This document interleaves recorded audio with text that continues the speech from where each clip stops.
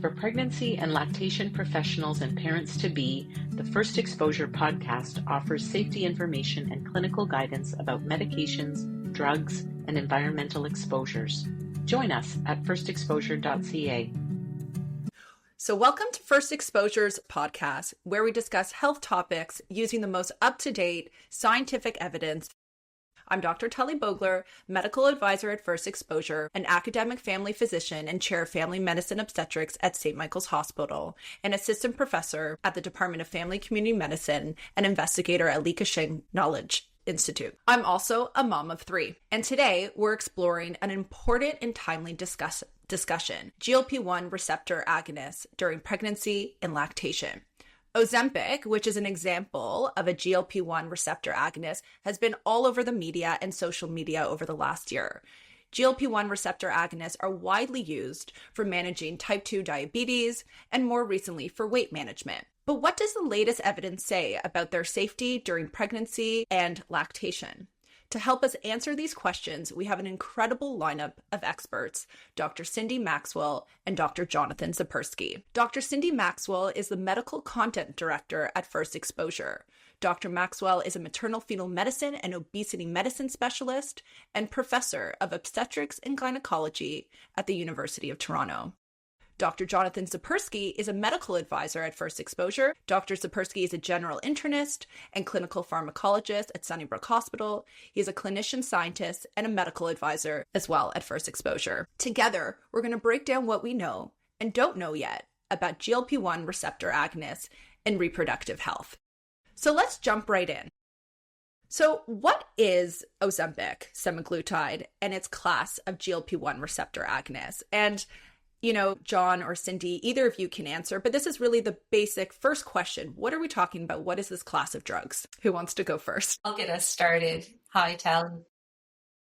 Thanks for the question. So semaglutide, Ozempic, this group of medications fall into a category called the GLP-1 receptor agonists.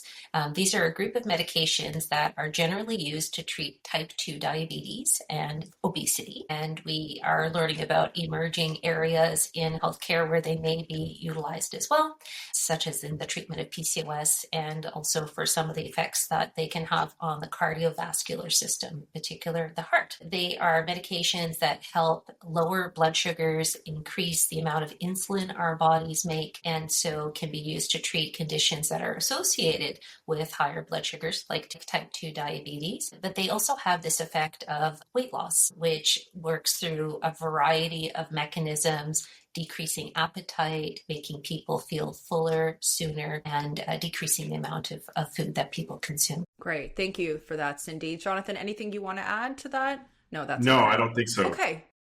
Great. No, that was an excellent introduction to what the class of drugs is and this topic that we're about to discuss. Thank you, Cindy. So in the media, we've also heard a lot about the quote unquote Ozempic babies, people getting pregnant unexpectedly or by surprise while they're on this class of medications. So are these GLP-1 receptor agonists affecting the chances of getting pregnant? And then just to add to that, do the GLP-1 receptor agonists have an effect on birth control pills that some people might be taking? So let's just start with the first part. Does it affect the chances of getting pregnant? Jonathan, do you want to take this?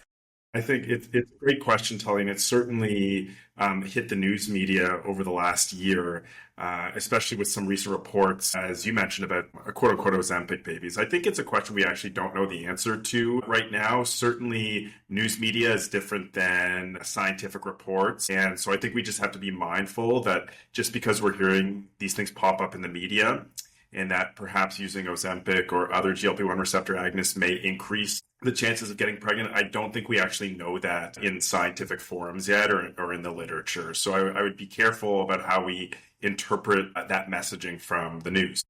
I think that's a really good point, Jonathan, because I think it's almost exactly what we're trying to do here at First Exposure is sort of weed through the misinformation and really provide accurate evidence-based information on exposures in pregnancy. And I think that's a really important point, that there is lots of news about this in the media, but what does the evidence show us? And that's why we're here to help people navigate that.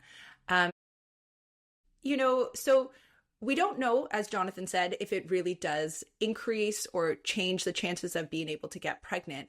But what are some ways physiologically that we might see some changes in terms of, as you said, people that have PCOS now all of a sudden getting their menstrual cycle back? So how do these drugs kind of do that? Tali, I'm going to go back to your previous question because I did want to add a little bit of my perspective as an obstetrician gynecologist and what I'm seeing in clinical practice. And yeah, great.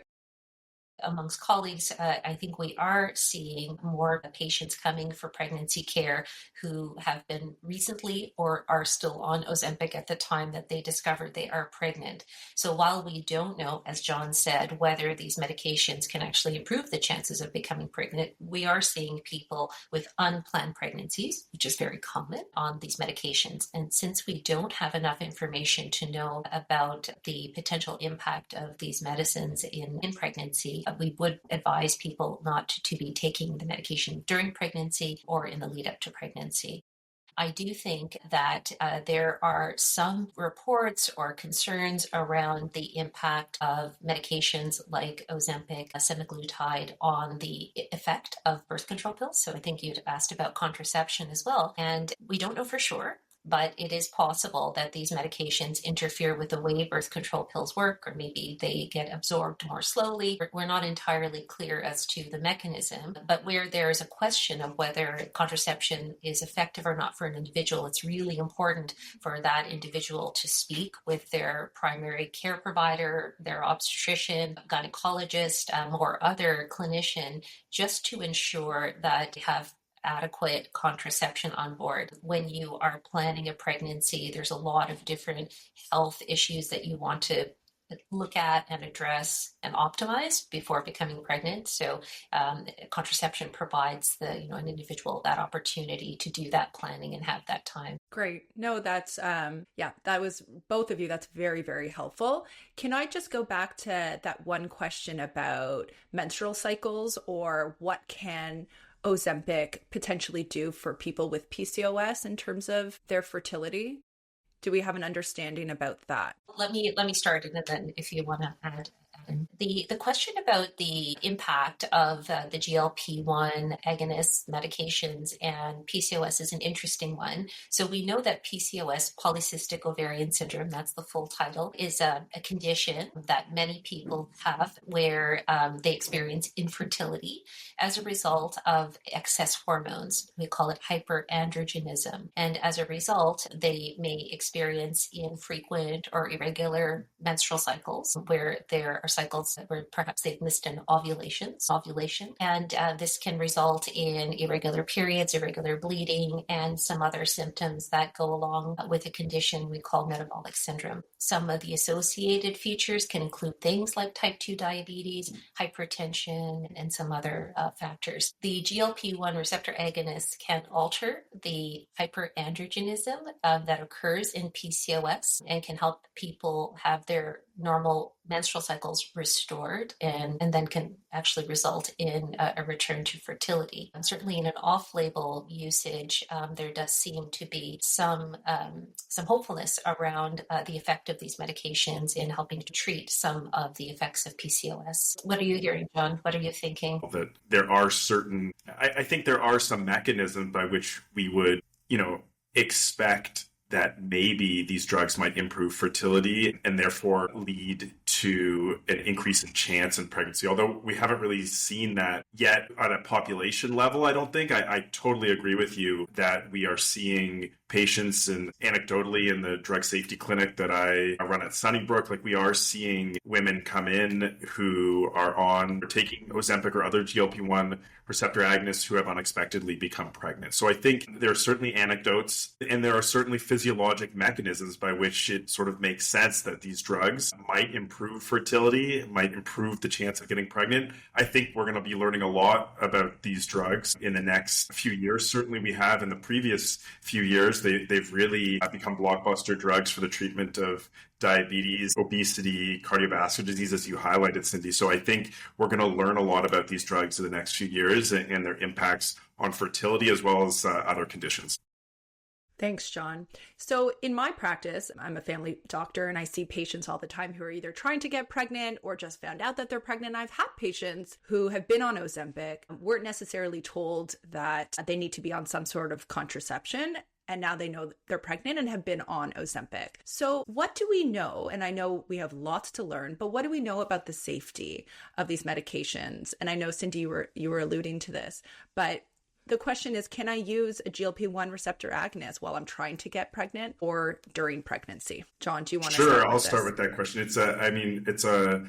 It's a question that's top of most people's minds. I think we don't have a lot of data thus far. And as I said, we will learn more about these drugs in the coming years as more people are taking them.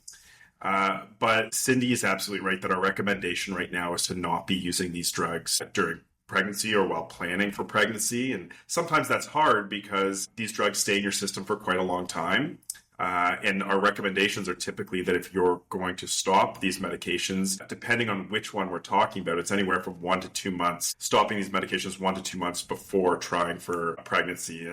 But as you can imagine, sometimes people get pregnant and therefore the drug will be in the system for the next 1 or 2 months. So if you are taking the medication and you know or find out that you're pregnant, we recommend stopping those medications. Now, the jury is still out on their safety in pregnancy, I would say. We have some preliminary studies that suggest that there are no increased signals for adverse outcomes, particularly major congenital malformations in the child. But I think we need more data on these drugs. And I would say that while those early studies are reassuring, I don't think those changed our recommendations, which is that we wouldn't recommend their use in pregnancy. I mean, Cindy, what do you think?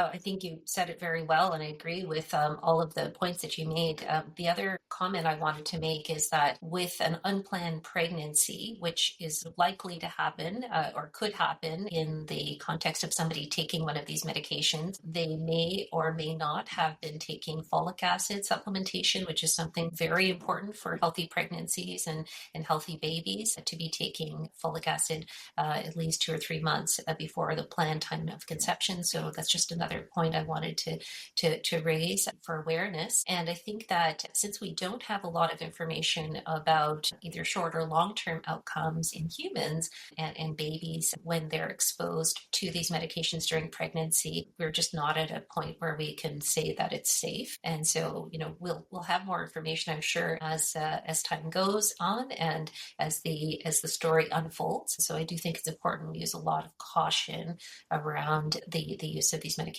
in pregnancy and in the couple of months preceding conception.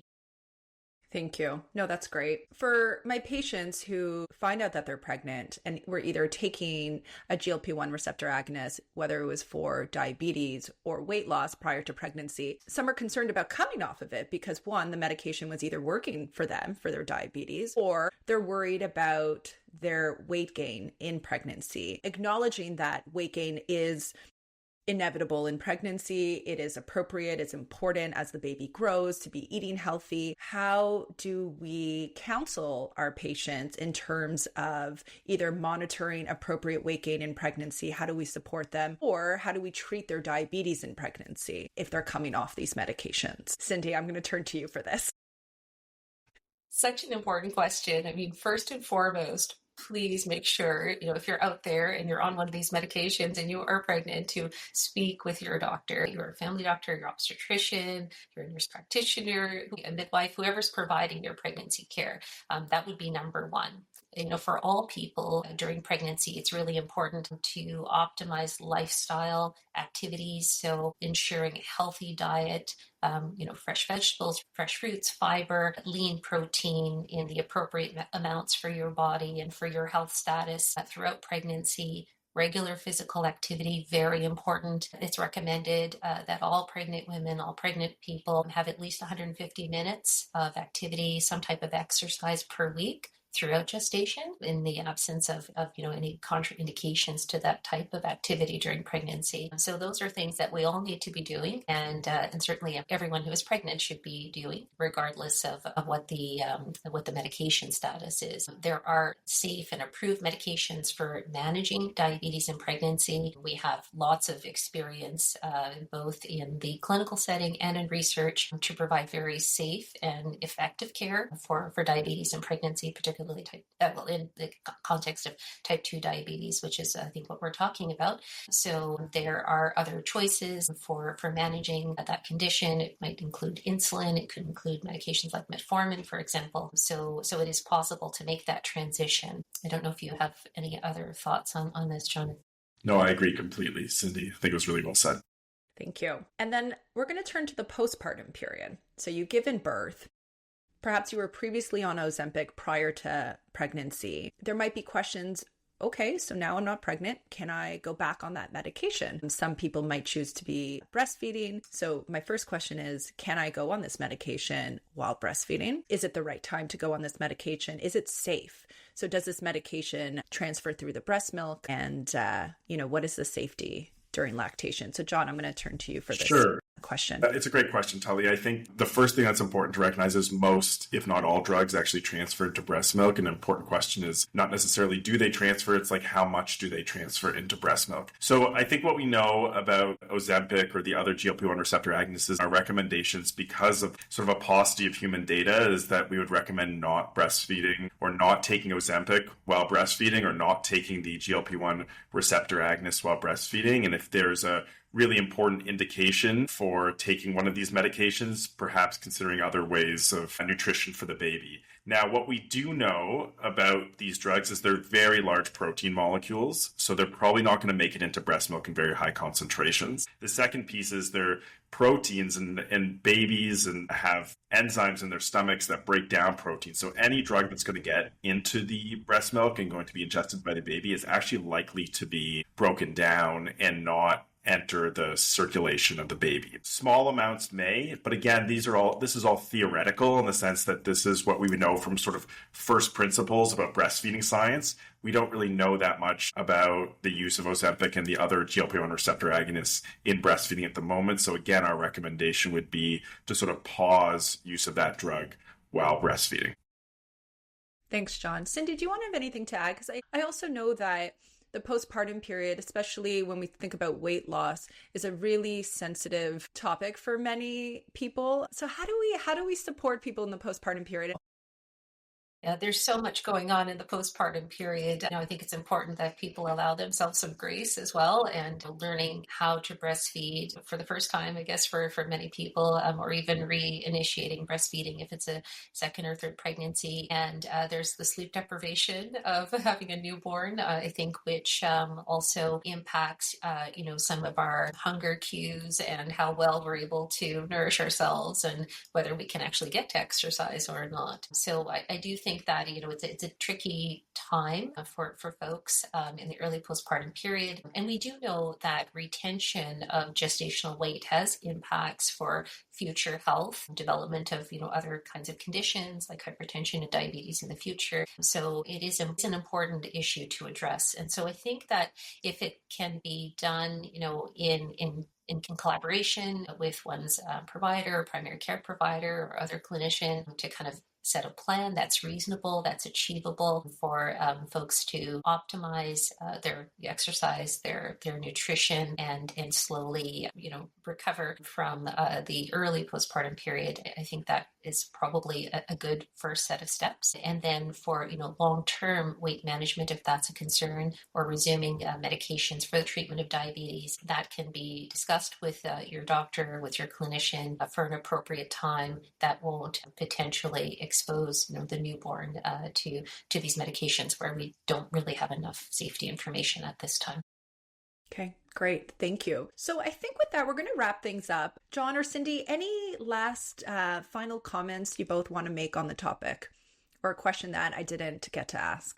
No, I think We hit on the major topics. I think, this is certainly an exciting class of drugs for a variety of reasons. And because of that, I think we're going to learn a lot more about these drugs in the coming years. And so stay tuned. Some of our recommendations may in fact be different as we learn more about these drugs in the coming years. So this is a topic that's in flux. And again, we should have some more information as time goes on. Thank you. And Cindy? I agree. I think that it's a really fresh new topic. We're going to hear a lot more about these medications and how they impact fertility and pregnancy. So agree, stay tuned. There will be more to come. And I think we'll probably need to update this podcast in probably a year's time or so. Great. Okay, so that brings us to the end of today's episode on GLP-1 receptor agonists in pregnancy and lactation. We've covered a lot of ground, so a huge thank you goes to our expert guests for sharing their time and knowledge by answering these critical questions. For more resources, including First Exposure's full information sheet on GLP-1 receptor agonists, visit www.firstexposure.ca. And thank you to our listeners for joining us. If you found this conversation valuable, be sure to subscribe, share, and stay connected for future episodes. The First Exposure team acknowledges that our office is based on the traditional territories of the Anishinaabe, Wendat, Haudenosaunee, and the Mississaugas of the Credit, though the impact of our work can be felt across Turtle Island. First Exposure is committed to nourishing respectful relations with Indigenous communities whose knowledge of medicinal plants and environmental substances are a foundation of the pharmaceutical science on which First Exposure depends. This project has been made possible thanks to the vision and support of the Vora Miller Foundation and the participation of the Dalla Lana School of Public Health at the University of Toronto and Health Nexus.